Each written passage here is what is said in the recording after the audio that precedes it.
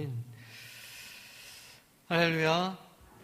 오늘 이렇게 하루 온종일 주님 안에서 예배드리며 또 주님을 찬양한 우리 성도님들께 하나님께서 크신 사랑과 또 은혜를 베풀어 주실 줄로 믿습니다. 이 시간 주시는 말씀을 통해서 또 새 힘을 얻고 또 용기를 얻는 복된 시간이 될 수 있기를 주님의 이름으로 축원합니다. 요즘 부부 사이가 좀 괜찮으십니까? 싸운다거나 평화가 있다거나 그러십니까? 저도 이제 늘상 평화가 있는 것은 아니죠. 가정에서 이제 가끔씩 다툼이 있을 때도 있고 갈등이 있을 때도 있습니다. 한참 이제 서울에 있을 때 굉장히 이제 사이가 안 좋을 때가 있었는데 저도 이제 어떻게 하면 제가 사이가 좋아질까 이렇게 고민하다가 부부 상담에 관한 책을 2권을 샀습니다. 굉장히 두꺼운 그 책이었는데 2권을 사서 한 권은 이제 제가 있고 한 권은 이제 사이가 그때 굉장히 안 좋았던 제 처한테 이렇게 줬죠. 그래서 우리 이거 읽고 화해를 좀 해보자 이제 이런 의미로 제가 했었습니다. 결과적으로 제 경우에 이제 책을 읽기만 하고 행동과 삶에는 아무런 변화가 없어서 계속 사이가 안 좋았던 기억이 있습니다. 아내가 이제 그때 저한테 무슨 부부관계나 사랑을 책으로 배우냐 이렇게 핀잔을 저한테 줬었는데 정말 그렇죠. 아무리 부부관계에 대한 책을 100권을 읽고 1000번을 읽는다 손 치더라도 실제로 삶에 어떤 변화가 일어나지 않으면 아무 쓸모가 없는 그런 지식이 되는 겁니다. 아마 우리 자신의 삶에 대한 태도도 마찬가지로 적용할 수 있습니다. 그 경제적인 어려움이 이제 오랜 시간 지속되고 또 의기소침해지니까 이것을 극복하기 위한 이제 몇 가지 사회적인 현상들이 막 생겼습니다. 그 가운데 하나가 그 도서 중에 자기 개발서가 굉장히 많이 폭발적으로 그 시장이 늘어난 거였죠. 기독교계도 마찬가지였는데 아마 한동안 조엘 오스틴 목사님에 대해서 많이 들어보셨을 겁니다. 이분이 쓴 유명한 책이 있죠. 긍정의 힘. 아마 집에 한 권씩은 다 있지 않을까 싶은 생각이 듭니다. 또 그 다음 책도 굉장히 많이 파셨습니다. 잘 되는 나. 이제 이런 책들이 긍정을 강조하고 또 마음을 잘 다스려야 한다. 하나님의 축복은 긍정적인 생각을 통해서 온다. 이제 이렇게 말씀을 주는 책이었죠.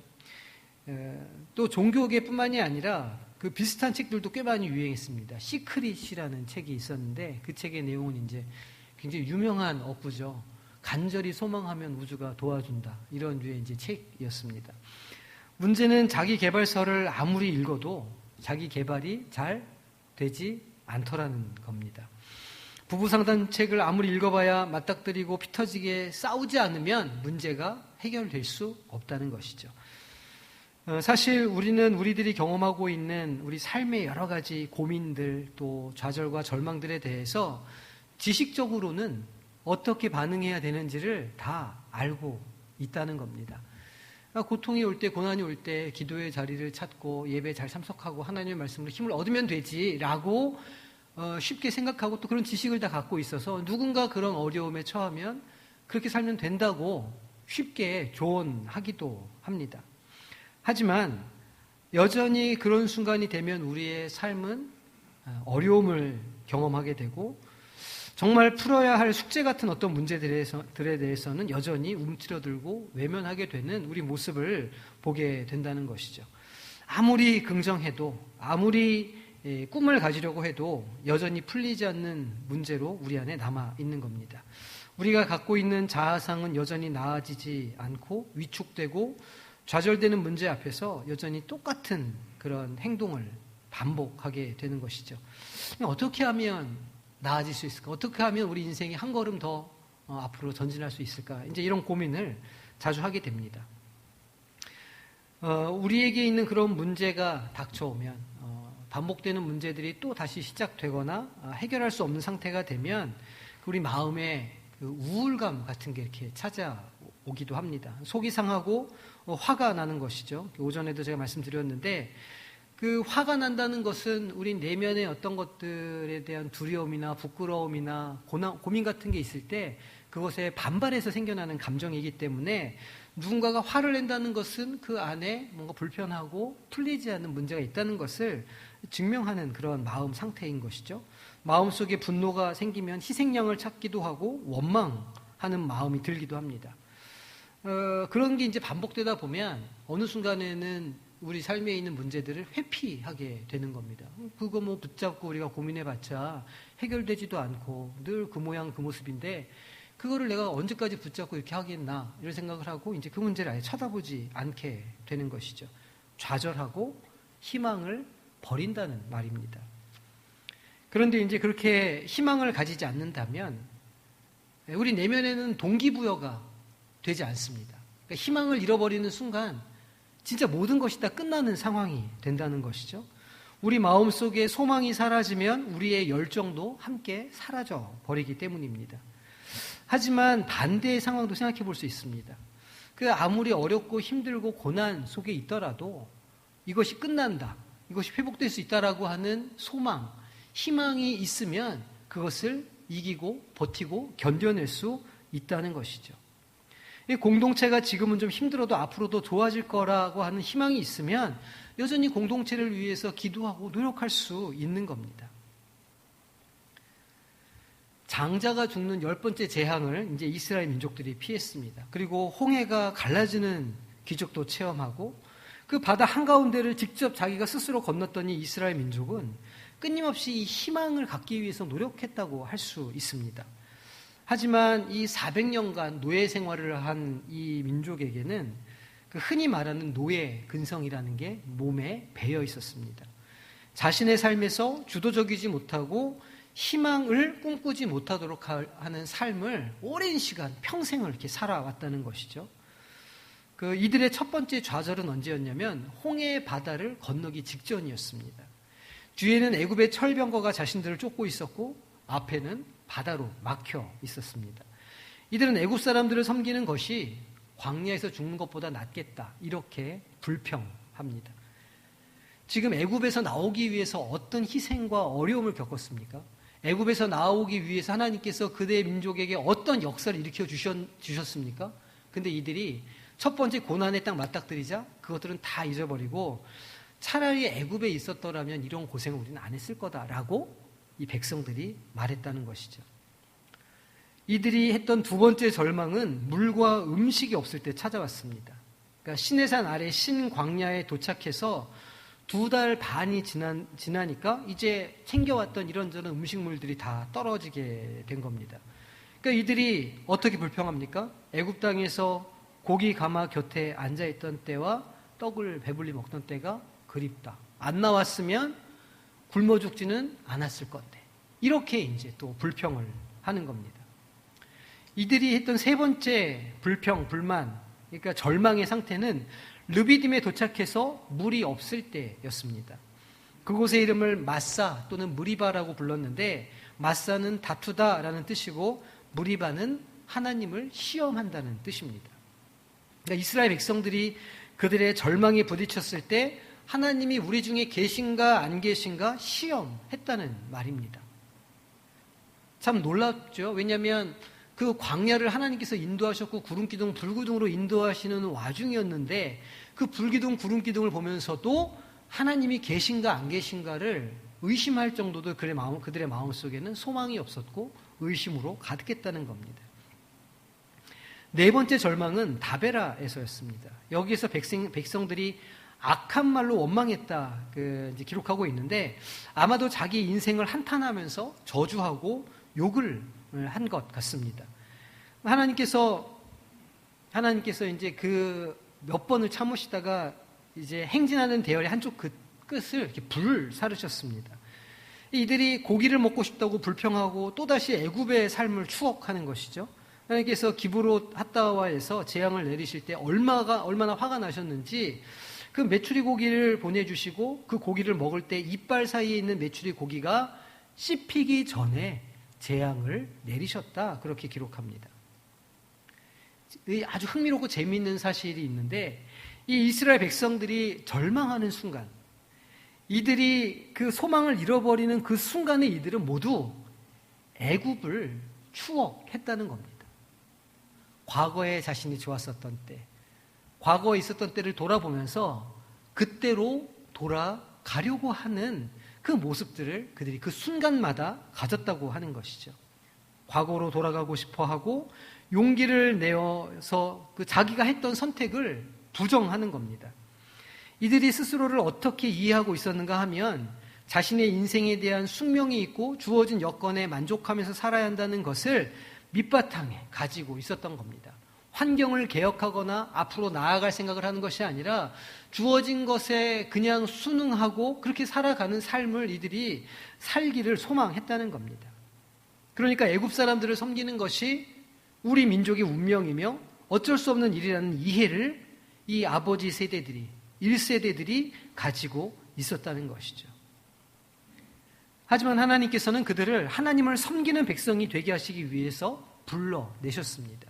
그 백성의 찬양을 받으시기 위해서 포로된 그 자리에서 해방시켜서 약속의 땅으로 불러주셨던 겁니다.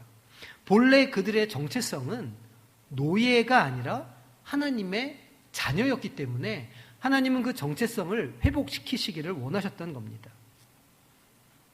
그런데 그들은 하나님의 의도와는 전혀 반대되는 자기 정체성을 계속해서 고집했고 어려움이 생길 때마다 습관적이고 반복적으로 과거의 그 정체성으로 그렇게 돌아가려고 했던 겁니다. 그리고 오늘 본문에서 가장 큰 절망 상황이 등장하게 됩니다.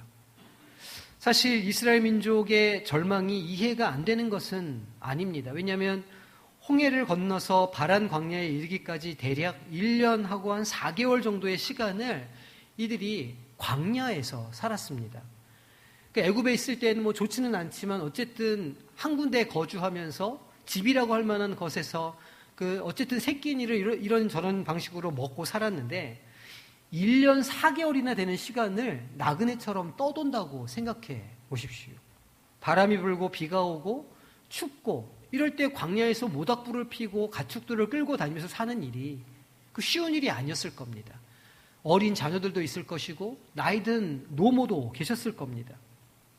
모세를 따라서 홍해를 건널 때까지만 해도 이들은 자신들의 그 삶의 여정이 이 광야에서의 삶이 이렇게 오랜 시간 계속될 것이라고는 생각하지 않았던 겁니다. 약속했던 가나안 땅은 보지도 못하고 계속되는 굶주림과 목마름이 이들의 삶을 고통스럽게 만들었기 때문입니다. 뿐만 아니라 생각하지도 못했던 어려움들이 계속 생겨서 목표했던 일들의 성취가 계속해서 지연이 됐던 것이죠. 우리의 삶도 그렇습니다. 예상치 못했던 고난들이 생기고 어려움이 생겨서 계획했던 삶이 그 계획이 틀어지게 되고 전혀 다른 방식으로 인생의 길이 이렇게 진행되거나 하면 우리 안에 그런 두려움들 또 어떤 그런 회피하고 싶은 그런 마음들이 우리 심령 가운데 찾아온다는 겁니다. 그런 어려움이 계속해서 반복적으로 생기면 그러면 이제 우리 안에 좌절과 절망이 더 깊어지게 되고 대면하기 싫을 정도로 그 두려움이 커지게 된다는 것이죠. 오늘 우리가 읽은 본문 말씀은 그들이 갖는 절망의 크기를 보여줍니다. 그들이 얼마나 절망하고 있었는가. 40년, 이제 1년 반의 바람광야를 생활을 끝내고 가나안의 턱 밑까지 간 겁니다. 정탐꾼을 보낸 것 아닙니까?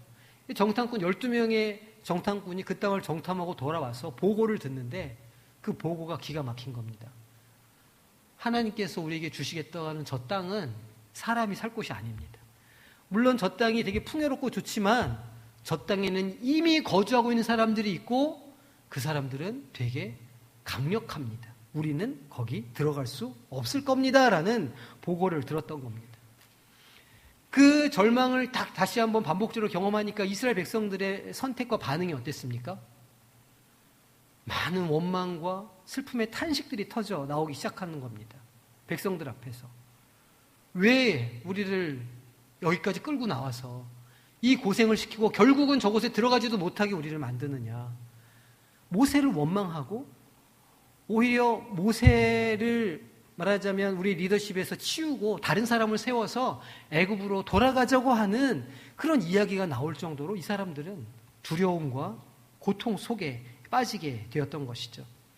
자신들을 무엇이라고 말합니까? 그들에게 비하면 우리들은 메뚜기와 같다. 저 사람들은 거인들인데 우리는 거기에 비하면 메뚜기와 같다. 이렇게 말하는 겁니다. 그 말은 우리는 절대로 가나안 땅을 정복할 수 없다. 우리에게는 능력도 없고 자격도 없다. 이것은 불가능하다. 라고 하는 자기 이해에 완전히 매몰되어 있었던 겁니다.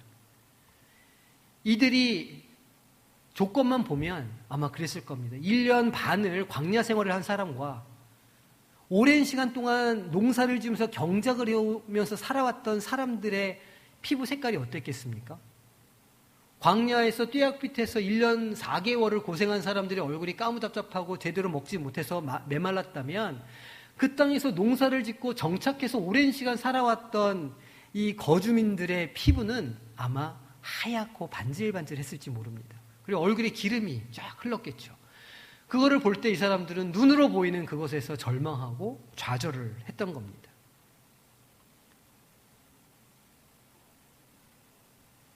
사실은 우리의 인생도 그렇지 않습니까? 어떤 기도 제목들이 있고 어떤 소망들이 있었는데 또 우리 안에 질병이 있어서 그것이 낫기를 오랜 시간 기도해 왔는데 여러 번 기도하고 여러 번 하나님 옆에 나아가도 응답하시지 않는 것 같고 그것이 좌절될 때마다 우리 안에 실망감이 쌓여가는 겁니다. 하나님이 내 기도를 듣지 않으시는가? 하나님이 나와 동행하지 않으시는가? 그런 작은 실망들이 점점 커져가면 어느 순간에는 그것이 절망이 되고 우리 안에 소망이 사라지게 된다는 겁니다. 마치 이 이스라엘 백성들이 결국은 가나안 밑에서 큰 실패를 경험하는 것처럼 우리도 그런 실패를 경험할 때가 있다는 것이죠.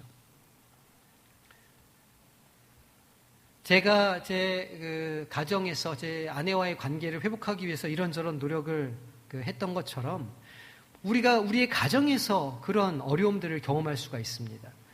배우자에 대해서 그런 작은 실망들이 계속해서 쌓여가면 어느 순간에는 배우자에 대해서 기대하지 않는 순간이 딱 찾아오는 겁니다. 작은 실망들이 쌓여서 어느 순간에 그것이 분노로 바뀌고 절망으로 바뀌어서 더 이상 어떤 기대를 하거나 희망을 포기하게 되는 것이죠. 배우자를 향해서 이 사람이 웬일이야 이렇게 기대했다가도 그럼 그렇지 이렇게 생각하게 되는 일이 비일비재하다는 겁니다. 가끔씩 제가 이제 청년들이나 이런 젊은 그룹들과 상담을 하다 보면 이런 뿌리 깊은 절망감을 갖고 있는 그 청년들을 간혹 만나게 됩니다. 어떻게 자기에 대한 이해가 있냐면 행복이란 단어는 자기와 어울리지 않는다 이렇게 말하는 청년들이 있다는 것이죠. 저는 행복하면 안 됩니까? 저한테 행복은 사치인가 봅니다. 이렇게 말하는 젊은이들이 있다는 겁니다. 이렇게 하소연을 하면서 하루하루를 견디면서 살아가는 것이죠. 자신에 대한 이미지만 문제가 되는 게 아닙니다. 우리가 우리 공동체를 보는 그 이미지도 마찬가지입니다. 우리가 공동체를 볼 때 어떤 시선으로 바라보고 있습니까? 지금까지 지난 몇십 년 동안 우리가 이렇게 해왔으니까 앞으로는 우리도 이렇게 될 거야 라고 지레짐작으로 그렇게 판단하고 결정할 수 있다는 것이죠. 빌립이 나다나엘을 찾아갔습니다. 내가 선지자를 만났다. 나사렛 예수다. 말했을 때 이 나다나엘이 어떻게 반응했습니까? 아유, 나사렛에서 무슨 선한 것이야. 그 촌동네에서는 그런 선지자가 나올 수 없어 라고 나다나엘이 말했었습니다. 우리 개인의 삶과 우리 공동체가 새로운 도약을 하고 새로운 사역을 감당하고 이곳에 생명력이 넘치고 또 예배의 열정이 가득하게 할 수 있는 첫 번째 일이 무엇이냐면 이 좌절감과 절망감을 이겨내는 겁니다. 더 정확하게 말하자면 우리 각자의 마음속에 있는 그 수많은 상처들을 극복하고 거절감을 극복해야 한다는 겁니다. 절망스럽고 희망이 없다라고 말하는 것은 그만큼 우리 각자의 마음이 반복되는 실망감으로 인해서 상처가 있다고 말하는 것과 똑같은 이야기이기 때문입니다. 맞습니다. 우리는 많은 상처가 있죠. 그리고 그 상처들이 우리들의 어떤 새로운 꿈으로 나아가는 것을 붙잡는 게 분명합니다. 그것을 우리는 인정해야 합니다. 그래서 우리는 실망하는 게 또 두려운 것이죠. 이렇게 또 기대했다가 또 이게 실패하면 어떻게 하나? 그래서 두려움을 가지고 움츠려 들고 차라리 그럴 바에는 안 하는 게 나은 것 아닌가? 이렇게 마음을 먹을 수 있다는 겁니다. 가나안 땅이 좋기는 한데 아마도 우리는 저기를 들어가려고 하다가 더 큰 좌절을 맛볼 수 있을 거야 라고 스스로 생각한다는 겁니다. 두려움과 절망의 영이 우리를 계속해서 그 두려움 속으로 밀어 넣는 것이죠. 블레셋 사람들이 실제 네피림의 후손처럼 그렇게 거대한 사람들이었을까요? 아닙니다. 그 좌절과 두려움의 영이 실체가 없는 것을 만들어서 그들에게 보여주었던 겁니다. 시작도 하기 전에 용기를 빼앗고 동기부여가 안 되도록 그들의 눈에 거짓된 것을 보여주고 그 자리에 주저앉도록 만들었던 겁니다. 우리가 새로운 꿈을 꾸지 못하도록 하나님의 자녀로서의 권세를 사용하지 못하도록 우리 안에 허상을 일으키고 다시 실패할 거라고 하는 그 절망감을 우리에게 일으킨다는 겁니다. 저는 우리 성도님들의 인생과 그리고 우리 성광교회에 선하고 새로운 일이 계속해서 일어날 것을 확신합니다. 무슨 선한 것이 여기에 있겠어? 아니요. 선한 것이 여기 있습니다. 우리 한 사람 한 사람의 심령에서 그 어둠과 좌절의 영을 이겨내고 그 쇠사슬을 끊고 주님 앞으로 나아가면 한 사람 한 사람의 삶에 하나님께서 놀라운 역사를 일으켜 주실 것이라는 것을 저는 믿습니다. 우리가 그것을 믿고 우리가 함께 연합해서 앞으로 나아가야 한다는 것이죠. 우리의 마음속에 절망의 영이 계속해서 속삭이고 우리가 앞으로 나아가지 못하도록 우리를 붙잡는다는 것을 우리가 깨달아야 한다는 겁니다. 이 두려움과 절망이라는 허상과 싸울 수 있는 무기가 있습니다. 그것이 무엇일까요? 진리의 검, 하나님의 말씀입니다. 우리를 찔러 쪼개기까지 하는 하나님의 말씀이 그런 헛된 것들, 거짓된 영들의 거짓말들을 부수고 우리를 진리로 이끌어갈 수 있다는 말입니다. 옛날 사람들은 번개나 폭풍을 바라보면서 두려움에 떨었죠. 하늘의 신이 노했나 보다 이렇게 표현하기도 하고 그 실체를 몰랐기 때문에 그것을 두려워했습니다. 제우스가 분노했다 이렇게까지 표현했던 것이죠. 하지만 이제는 우리가 자연 현상이라는 지식을 갖고 있기 때문에 그렇게 번개가 치고 천둥이 쳐도 우리는 두려워하지 않을 수 있습니다. 우리가 가정과 교회 공동체에 대해서 갖고 있는 절망감과 좌절감은 실체가 아닌 겁니다. 실체는 하나님의 말씀인 줄로 믿으시기를 바랍니다. 꽃은 시들고 세월이 가도 변하지 않는 하나님의 말씀이 우리 삶에 실제 영향력을 끼치고 우리 삶에 능력을 주는 권세 있는 실체라는 사실을 오늘 믿음으로 깨달으시기를 바랍니다. 너희 안에 착한 일을 시작하신 이가 그리스도 예수의 날까지 이루신다고 하는 말씀이 실체인 줄로 믿으시기를 바랍니다. 너는 내 아들이다. 내가 너를 낳았다. 라는 말씀이 실체인 것이죠. 하나님의 어리석음과 약하심이 십자가가 사람보다 지혜롭고 강하다라고 하는 말씀이 우리의 삶에 실제 영향력을 미치는 말씀인 겁니다. 지금 이 시간에도 거짓의 영은 우리 마음속에 거짓된 생각을 부풀릴 겁니다.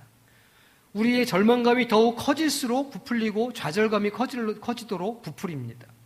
그러나 그 두려움이 거짓이라는 지식을 가지시기를 바랍니다.